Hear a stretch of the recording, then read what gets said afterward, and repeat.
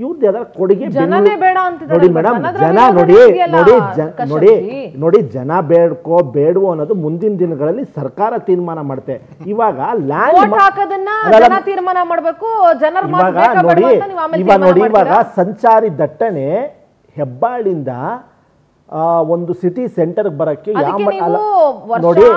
ಇತಿಹಾಸ ಇರುವಂತ ಲಾಲ್ಬಾಗ್ ಜಾಗನೇ ನೋಡಿ ಅದನ್ನ ನೋಡಿ DCM ನಾನು ಅದನ್ನೇನಿದೆ ಚೆಕ್ ಮಾಡ್ಬಿಟ್ಟು ಮಾಡ್ತೀವಿ ಅಂತ ಹೇಳ್ತಾರೆ. ಕಳೆದ ಸರ್ಕಾರದಲ್ಲೂ ನಿಮ್ಗೆ ಗೊತ್ತಿದೆಯೋ ಗೊತ್ತಿಲ್ವೋ ಇದೇ BJP ಅವರು ರಸ್ತೆ ನಿಂತ್ಕೊಂಡು ನಾವು ಫ್ಲೈಓವರ್ ಮಾಡಕ್ ಹೊರಟಾಗ ಅದಕ್ಕೂ ಅಡ್ಗಾಲ ಹಾಕಿದ್ರು. ಇದೇ BJP ಅವರು. ಹೌದು ಮೇಡಮ್, ಹೌದು ನೋಡಿ ಅಲ್ಲ ನೋಡಿ ಒಂದ್ ನಿಮಿಷ ಸುಂದರ್ ಅವರ ನಿಮಿಷ ನೋಡಿ ಒಂದ್ ನಿಮಿಷ. ನಾವು ಕಳೆದ ಸರ್ಕಾರದಲ್ಲಿ ಹೆಬ್ಬಾಳದಿಂದ ಒಂದು ಚಾಳುಕ್ಯ ತನಕ ಒಂದು ಫ್ಲೈಓವರ್ ಕೆಲಸ ಮಾಡಕ್ ಸ್ಟಾರ್ಟ್ ಮಾಡಿದ್ವಿ. ಇದೇ BJP ಸಪೋರ್ಟೆಡ್ NGOಗಳು ಅದಕ್ಕೆ ಅಡ್ಗಾಲ ಹಾಕಿದ್ರು. ಇವರೇ BJP ಸರ್ಕಾರ ಛತ್ತೀಸ್ಗಢ ಒರಿಸ್ಸಾದಲ್ಲಿ 100 ಎಕರೆ 1000 ಎಕರೆ ಅದಾನಿ ಕೊಡ್ತಾರೆ. ಇನ್ನೊಂದು 50 ಮರ ಕಡಿಯಕ್ಕೆ ಬಿಡಲ್ಲ. ಇದು ಇವರ ಬದ್ಧತೆ. 50 ಮರ ಕಡಿಬಾರ್ದು ಅಲ್ಲಲ್ಲ ಇವ್ರಿಗೆ ಬದ್ಧತೆ ಇಲ್ಲ. ಅಲ್ಲ ನೋಡಿ ಇವಾಗ ಹಂಗಂದ್ರೆ ನೋಡಿ 50 ಮರ ನಾವು 50 ಜನರ ಪರ್ಸ್ಪೆಕ್ಟಿವ್ ಇಂದ ಮಾತಾಡ್ತೀವಿ. ಆಯ್ತು ಮೇಡಮ್, 50 ಮರ ಹೋಗ್ತಾ ಇದೆ. ಅದಕ್ಕೆ ನಾವು ಕಾಂಪನ್ಸೇಟ್ ಆಗಿ 5000 ಮರ ನೆಡ್ತೀವಿ ಅಂತ ಹೇಳಿರ್ಬೇಕಾದ್ರೆ ಇವರು BJP ಅವರು ಅಭಿವೃದ್ಧಿ ವಿರೋಧ. ಅವರು 5000 ಮರ ನೆಟ್ಟು ಆ ಮರ ಬೆಳೆದು ಅದು ದೊಡ್ಡದಾಗಿ ಅದು ನೋಡಿ ಇನ್ಫ್ರಾಸ್ಟ್ರಕ್ಚರ್ ನೋಡಿ ಇನ್ಫ್ರಾಸ್ಟ್ರಕ್ಚರ್ಗಳನ್ನ ಬಿಲ್ಡ್ ಮಾಡಬೇಕಾದ್ರೆ ಕೆಲವೊಂದು ಕಡೆ ಮರಗಳು ನೋಡಿ ಕೆಲವೊಂದು ಕಡೆ ಮರ ಹೋಗುತ್ತೆ, ಕೆಲವೊಂದು ಕಡೆ ಒಬ್ಬೊಬ್ರು ಮನೆಗಳು ಹೋಗುತ್ತೆ. ಅದಕ್ಕೆ ನಾವು ಸರ್ಕಾರ ಕಾಂಪನ್ಸೇಟ್ ಮಾಡ್ತೀವಿ. ಹಂಗನ್ಬಿಟ್ಟು ನೀವು ಅಭಿವೃದ್ಧಿನೇ ಮಾಡಬೇಡ್ದಿ ಅಂತ ಅದು ತಾರ್ಕಿಕ ಅಂತ್ಯ ಅಲ್ಲ ಮೇಡಮ್. ಅಲ್ಲಲ್ಲ ನೋಡಿ ಹಂಗಂದ್ರೆ ಇವಾಗ ಸಂಚಾರ ದಟ್ಟಣೆ ಅಲ್ಲಲ್ಲ ಬೆಂಗಳೂರಲ್ಲಿ ಟ್ರಾಫಿಕ್ ಪ್ರಾಬ್ಲಮ್ ನ ಸಾಲ್ವೆ ಮಾಡ್ಬಾರ್ದು ನೀವು ಹೇಳೋ ಲೆಕ್ಕಾಚಾರ. ಮತ್ತೆ ನೀವ್ ಹೇಳ್ತೀರ ಲೆಕ್ಕಾಚಾರ ಟ್ರಾಫಿಕ್ ಪ್ರಾಬ್ಲಮ್ ಸಾಲ್ವ್ ಮಾಡಬೇಡಿ ಅಂತಿದ್ದೀರಾ. ನೋಡಿ ಇವಾಗ ನಿತಿನ್ ಗಡ್ಕರಿ ಹೆದ್ದಾರಿ ಸಚಿವರು ಹೇಳಿದ್ದಾರೆ. ವಿಡಿಯೋ ಇದೆ, ಪ್ಲೇ ಮಾಡಿ. ನಮ್ಮ INC ಕರ್ನಾಟಕದಲ್ಲೂ ಹಾಕಿದೀವಿ, DK ಶಿವಕುಮಾರ್ ಅವರ ಸೋಷಿಯಲ್ ಮೀಡಿಯಾದಲ್ಲಿ ಅಕೌಂಟಲ್ಲಿ ಹಾಕಿದೀವಿ. ಬೆಂಗಳೂರಿಗೆ ಬೇಕಾಗೋ ಪ್ಲೀಸ್ ಬೆಂಗಳೂರಿಗೆ ಒಂದು ಟನಲ್ ರೋಡ್ ಅವಶ್ಯಕತೆ ಇದೆ ಅಂತ. ಅಲ್ಲಲ್ಲ ಬೆಂಗಳೂರಿಗೆ ಒಂದು tunnel road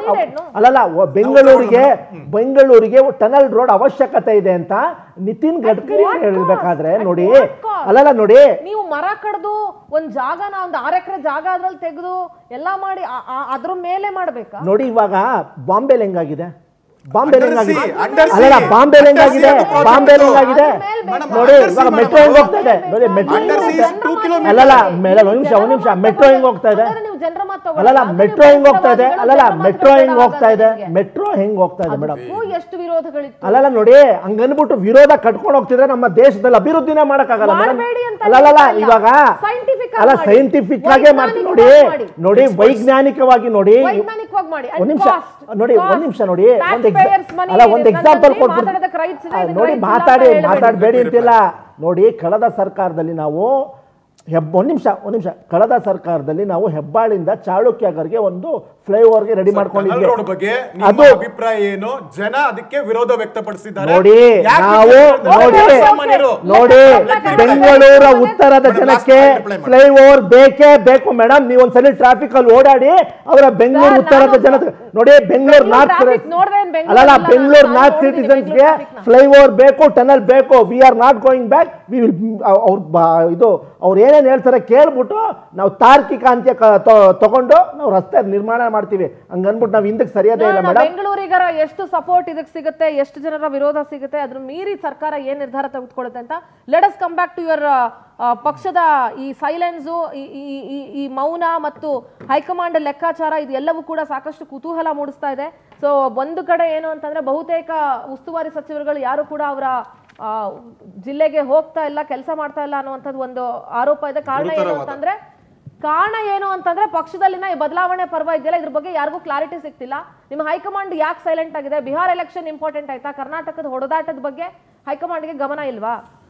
last reaction on this. ನೋಡಿ ಮೇಡಮ್, ಹೈಕಮಾಂಡ್ಗೆ ಇಂಪಾರ್ಟೆಂಟ್ ಇದೆಯೋ ಇಲ್ವೋ ಅದು ಹೈಕಮಾಂಡು ತೀರ್ಮಾನ ಯಾವಾಗ ಏನು ಮಾಡಬೇಕೋ ಮಾಡ್ತಾರೆ. ಎಲ್ಲ ಉಸ್ತುವಾರಿ ಸಚಿವರು ನಿನ್ನೆನೂ ಕೂಡ ದಿನೇಶ್ ಗುಂಡೂರಾವ್ ಮಂಗಳೂರಲ್ಲಿದ್ದರು, ಸತೀಶ್ ಜಾರಕಿಹೊಳಿ ಅವರು ಬೆಳಗಾಂಗೆ ಹೋಗಿದ್ರು, ಜಾರ್ಜ್ ಅವರು ನಿನ್ನೆ ಅರಸೀಕೆರೆ ಚಿಕ್ಕಮಂಗ್ಳೂರ್ಗೆ ಹೋಗಿದ್ರು, ನೋಡಿ ಕೋಲಾರಕ್ಕೆ ಬೈರತಿ ಸುರೇಶ್ ಹೋಗಿದ್ರು, ಮಾದೇವಪ್ಪನವರು ಮೈಸೂರಿಗೆ ಹೋಗಿದ್ರು, ಚಲರಾಯಸ್ವಾಮಿ ಮಂಡ್ಯಕ್ಕೆ ಹೋಗಿದ್ರು, ಎಲ್ಲ ಸಚಿವರು ತುಮಕೂರಿಗೆ ಪರಮೇಶ್ವರ್ ಹೋಗಿದ್ರು, ಎಲ್ಲ ನೋಡಿ ಯಾವ ಸಚಿವರು ಧ್ವಜಾರೋಹಣ ಅಲ್ಲ, ಧ್ವಜಾರೋಹಣ ಬಿಟ್ಬಿಟ್ಟು ಅಲ್ಲಿ ಪ್ರಗತಿ ಪರಿಶೀಲನೆ ಸಭೆಗಳನ್ನ ಮಾಡ್ತಾರೆ. ಅಲ್ಲಿ ಕೆಲಸಗಳು ಏನೇನಾಗಬೇಕಾಗಿತ್ತು ಅದು ಅಧಿಕಾರಿಗಳಿಗೆ ತಾಕೀತ್ ಮಾಡಿ ಅಭಿವೃದ್ಧಿ ಕಾರ್ಯಗಳು ಮಾಡ್ತಾರೆ. ಹಂಗನ್ಬಿಟ್ಟೇನು ಬೆಂಗಳೂರಲ್ಲೇ ಕೂತ್ಕೊಂಡಿಲ್ಲ ನಮ್ಮ ಸಚಿವರು. ಮೇಡಮ್ ಒಂಥರ ಇದು ಟನಲ್ ರೋಡ್ ಏನಾಗುತ್ತೆ ಅಂದ್ರೆ ಅಟಕ್ ಬಿದ್ದಿ ಮಾಡುವಂಥದ್ದು, ಜನರ ಅಭಿಪ್ರಾಯ ಕೇಳಬೇಕಾಗತ್ತೆ. ಪಾರಂಪರಿಕವಾದ ಇದು ಸ್ಥಳಗಳಿದೆ ಬೆಂಗಳೂರಿನಲ್ಲಿ, ಎಕ್ಸ್ಪರ್ಟ್ಸ್ ಕಮಿಟಿ ಇದು ಮಾಡಬೇಕಾಗತ್ತೆ. ಇದೊಂದು ಯೋಜನೆ ಮಾಡಬೇಕಾದಾಗ 120 ಏಜೆನ್ಸೀಸ್, ಡಿಫ್ರೆಂಟ್ ಏಜೆನ್ಸೀಸ್ದು ಅನುಮತಿ ಬೇಕಾಗುತ್ತೆ. ಇದು ಯಾವುದನ್ನು ತಗೊಳ್ದಿರ ನಾನು ತಂದಿದ್ದೀನಿ ಪ್ರಾಜೆಕ್ಟ್ನ ನಾನು ಮಾಡೇ ಮಾಡ್ತೀನಿ ಅನ್ನೋದಕ್ಕೆ ಅದೊಂಥರ ಅಟಕ್ ಬಿದ್ದಿದ್ದಂಥದ್ದು. ಅದು ನಾವು ಸರ್ಕಾರ ಅಂದಮೇಲೆ ಜನರ ಪರವಾಗಿರ್ಬೇಕೇ ಹೊರತು ಜನರ ವಿರುದ್ಧವಾಗಿರುವಂಥದ್ದಲ್ಲ. ನಾವು ಅವ್ರಿಗೆ ಹೇಳ್ತಾ ಇದ್ರು ಆಲ್ಟರ್ನೇಟ್ ಏನು ಅಂತ. ಆಲ್ಟರ್ನೇಟ್ ಅವ್ರು ಕೊಟ್ಟಿದ್ದೀವಿ ನಾವು. ಸಬರ್ಬನ್ ರೈಲು per kilometre 120 crores per kilometer ಅಂತ ಆಗುತ್ತೆ ಅಂತ ಹೇಳಿದಂಥದ್ದು. ಎಕ್ಸ್ಟೆನ್ಷನ್ ಆಫ್ ಮೆಟ್ರೋಸು ಯಾವುದೇ ಕಾರ್ಯ ಇದೆಯೋ ಮುದ್ದು ಮಾಡಬೇಕು, 500 ಕೋಟಿ ಆಗುತ್ತೆ ಪರ್ ಕಿಲೋಮೀಟರ್ ಇದ್ದಿದ್ದು. ಇದೇನಂತಂದ್ರೆ ಇದೊಂಥರ ಎಂತಾರೆ ಇದು ಹಾಟ್ ಡಕ್ ಇದ್ದಂಗೆ 1200 ಕೋಟಿ ಪರ್ ಕಿಲೋಮೀಟರ್ ಅಂದ್ರೆ ಜನರ ಸಂದ್ರಣಿ ಕಮ್ಮಿ ಮಾಡಬೇಕಲ್ವಾ. ದ ಹೋಲ್ ಇದರಲ್ಲಿ ವರ್ಲ್ಡ್ ಅಲ್ಲಿ ಇರುವಂತದ್ದು public transport is a best transport for the ಕನ್ಜೆಷನ್ of traffic, for the betterment of the cities ಅಂತ. ಇದನ್ನ ಬಿಟ್ಬಿಟ್ಟು ಬರೀ ಕಾರ್ ಮಾತ್ರನೇ ಅಂತ ಇರುವಂತದ್ದನ್ನ ಅದನ್ನ ಪಬ್ಲಿಕ್ ಟ್ರಾನ್ಸ್ಪೋರ್ಟ್ ಅಂತ ಹೇಳಕ್ಕಾಗುತ್ತೆ ಮೇಡಮ್. ಇದು ಅವೈಜ್ಞಾನಿಕವಾದದ್ದು. ಇದೆ ಇಸ್ರೋ ಇದೆ, ಇಂಡಿಯನ್ ಇನ್ಸ್ಟಿಟ್ಯೂಟ್ ಆಫ್ ಸೈನ್ಸ್ ಇದೆ, ಆ ಎಕ್ಸ್ಪರ್ಟ್ಸ್ ಕಮಿಟಿಯ ರಿಪೋರ್ಟ್ಸ್ ತಗೊಳ್ಳಿ, ಅದನ್ನ ತಗೊಂಡಾದ್ಮೇಲೆ ಮಾಡಿ. ಇದು ಇಲ್ಲ ಅಂದ್ರೆ ಇದು ಜನ ವಿರೋಧಿ ಆಗುತ್ತೆ. ಇದು ದೊಡ್ಡ ಆಂದೋಲನವಾಗಿ ಇದು ವಿರೋಧ ಜನ ವ್ಯಕ್ತಪಡಿಸಿದಾಗ ನಾವು ಅದಕ್ಕೆ ಬೆಂಬಲಿಸ್ತೇವೆ. ನೋಡಿ ಮೇಡಮ್, ಇವರ ಮಾತು ಹಾಸ್ಯಾಸ್ಪದ ಇದೆ. ಇವ್ರ ಮಾತು ಹಾಸ್ಯಾಸ್ಪದ. ತೇಜಸ್ವಿ ಸೂರ್ಯ ಅವರು ಇದು ಪಬ್ಲಿಕ್ ಟ್ರಾನ್ಸ್ಪೋರ್ಟ್ ಅಂತ ಮಾತಾಡ್ತಾರಲ್ಲ, ಅವರು ಪ್ರೊಟೆಸ್ಟ್ ಬರ್ಬೇಕಾದ್ರೆ DCM ಮನೆ ಮುಂದಕ್ಕೆ ಬರ್ಬೇಕಾದ್ರೆ ಇಲ್ಲ ಎಲ್ಲ ಹೋಗ್ಬೇಕಾದ್ರೆ ಕಾರಲ್ಲಿ ಹೋಗ್ತಾರೆ. ಮಾತಾಡ್ಬೇಕಾದ್ರೆ ನಾನು ಏನ್ ಮಾತಾಡ್ತೀನಿ ಅಂತ ಒಂದ್ ನಿಮಿಷ ನೈತಿಕತೆ ಇರ್ಬೇಕು. ನಾವು ಮಾತಾಡ್ತಿರ್ಬೇಕಾದ್ರೆ ನಾವು ಅದನ್ನ ಪಾಲಿಸ್ತಿದೀವ ಅಂತ ಕೇಳ್ಬೇಕು. ಇಲ್ಲಿವರೆಗೂ ಆ ಮನುಷ್ಯ ಯಾವತ್ತರ ಮೆಟ್ರೋ ಹತ್ತಿಯಾರೇನ್ರಿ, ಯಾವ್ದಾರ ಪಬ್ಲಿಕ್ ಟ್ರಾನ್ಸ್ಪೋರ್ಟ್ ಉಪಯೋಗಿಸಿದಾರೇನ್ರಿ? ಮಾತಾಡೋದಲ್ಲ, ಅದನ್ನ ಕಾರ್ಯರೂಪಕ್ಕೆ ತರಬೇಕು. ಅದು ಒಬ್ಬ ಲೀಡರ್ ಆಗಿರೋ ಕರ್ತವ್ಯ. ಅದು ಬಿಟ್ಬಿಟ್ಟು ನಾನು ರಸ್ತೆ ನಿಂತ್ಕೊಂಡು ಬಸ್ಸಲ್ಲಿ ಹೋಗ್ಬಿಟ್ಟು ಟ್ರೈನ್ ನಲ್ಲಿ ಹೋಗ್ಬಿಟ್ಟು ಮೆಟ್ರೋ ಹೋಗ್ಬಿಟ್ಟು ತೋರ್ಸಪ್ಪ ಮಿಸ್ಟರ್ ತೇಜಸ್ವಿ ಸೂರ್ಯ ಫಸ್ಟ್ ಹೋಗ್ಬಿಟ್ಟು ನೀನು ತೋರ್ಸು. Thank you so much. ಒಂದ್ ಮಾತು ಹೇಳ್ತೀನಿ, ಥ್ಯಾಂಕ್ ಯು ಸೋ ಮಚ್ ಇಬ್ರಿಗೂ. ಆದ್ರೆ ನಾನು ಒಂದ್ ಮಾತು ಹೇಳ್ತೀನಿ, ಜನಸಾಮಾನ್ಯರಿಗೊಂದು ಜನಪ್ರತಿನಿಧಿಗಳಿಗೊಂದು ಅಂತ ಬೇರೆ ಬೇರೆ ಮಾಡಕ್ಕಾಗಲ್ಲ. ಅಫ್ಕೋರ್ಸ್ ರೀ, ಜನಪ್ರತಿನಿಧಿಗಳು ಜನರಿಂದ ಆಯ್ಕೆಯಾಗಿ ಅವ್ರಿಗೆ ಹೆಂಗೆ ಒಂದು ವ್ಯವಸ್ಥೆ ಇರುತ್ತೆ ಟ್ರಾನ್ಸ್ಪೋರ್ಟ್ಗೆ, ಜನರು ಅಷ್ಟೇ. ಒಂದು ಮಿಡಲ್ ಕ್ಲಾಸ್ ಫ್ಯಾಮಿಲಿ ನಾನೊಂದು ಕಾರ್ ತಗೊಂಡು ನನ್ನ ಫ್ಯಾಮಿಲಿ ಅವ್ರನ್ನೆಲ್ಲ ಕರ್ಕೊಂಡು ಹೋಗ್ಬೇಕು ಅನ್ನೋ ಒಂದು ಆಸೆ ಇರುತ್ತೆ. ಹಂಗನ್ಬಿಟ್ಟು ಎಲ್ಲರೂ ಪಬ್ಲಿಕ್ ಟ್ರಾನ್ಸ್ಪೋರ್ಟ್ ಮೇಲೆ ಡಿಪೆಂಡ್ ಆಗಕ್ಕಾಗಲ್ಲ. ಅಫ್ಕೋರ್ಸ್ ಇವತ್ತು ಬೆಂಗಳೂರಿಗರು ಹಲವಾರು ಜನ ಮೆಟ್ರೋನೇ ಅವಲಂಬಿಸಿದ್ರು ಕೂಡ ಟ್ರಾಫಿಕ್ ಕಡಿಮೆ ಆಗ್ತಾ ಇಲ್ಲ.